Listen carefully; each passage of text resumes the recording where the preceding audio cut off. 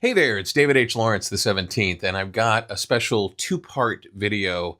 I don't know whether you'll be able to see them in order, but I'll just refer to them as Thing 1 and Thing 2. Nah, that's been done already. I want to talk to you about a fairly large subject matter. It's got a lot of different angles to it.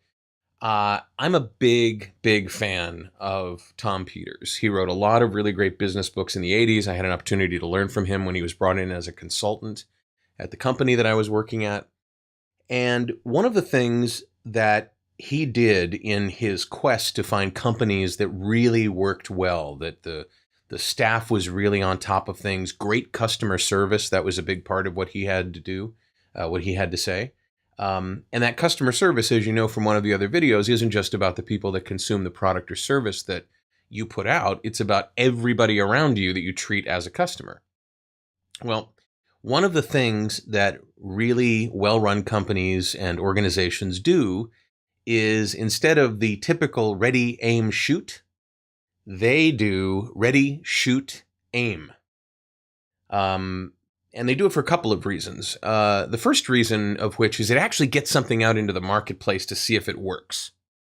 And that's a big hurdle for a lot of people to get to. You as a performer might be like, I'm not really ready to do that particular thing yet. I'm still working toward doing that particular thing. I can't get it done well enough to let anybody else see it, so I'm not going to do it. I'm just going to, ready, aim, maybe I'll shoot. No, I'm going to aim a little more, right? You probably have had that feeling at some point in time. I know I have. And it took some stuff to get over it. And so when you're learning something, or when you're getting better at something that you already know how to do, and you're getting ready to, as an example, let the public know about your ability to sing, or your ability to act, or your ability to voice certain categories of work. Maybe your demos, or it doesn't really matter what it is, but if you're in process of doing something, the approach of doing it and then seeing how things happened with that, what worked, what didn't, and then iterating a little bit and then doing it again really works. And it's not just us that can benefit from this, or the companies that do this. I mean, even sharpshooters who actually do aim at something and shoot at it, they constantly make adjustments between shots. They actually are doing ready, shoot, aim, shoot, aim, shoot, aim, ready, shoot, aim. They're looking at the wind, and they're getting notes from their spotter, and they're looking at obstructions and moving targets and obstacles in the way. Even heat can affect a long-distance shot. And so they're constantly seeing what happened and then making adjustments. So think about possibly doing, instead of ready, aim, shoot, ready, shoot, aim. Do something. Then see how you did. Then aim a little better and do it again. And we're going to talk more about this in the next video that I do, about how to actually affect this, and a process that tech companies use to do this all the time.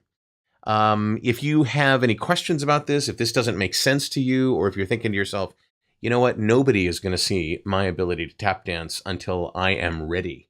Okay, I get that. Put it in the comments below. Let me know what you have to say about this. Let me know what happens in your life that you think, I just can't, I don't want to let people see this yet. And what would happen? What would be the worst thing that could happen if you did? And tell people I'm still learning, right?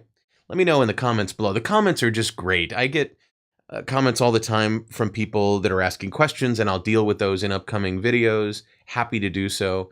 And I get notes from people, reconnecting with people that I haven't seen in a long time, or old clients who've found these videos that I'm doing. Remember, we're doing one a day for the year. It's a challenge that I'm so far meeting. This is number 47, so we're coming up on our 50th video of the year.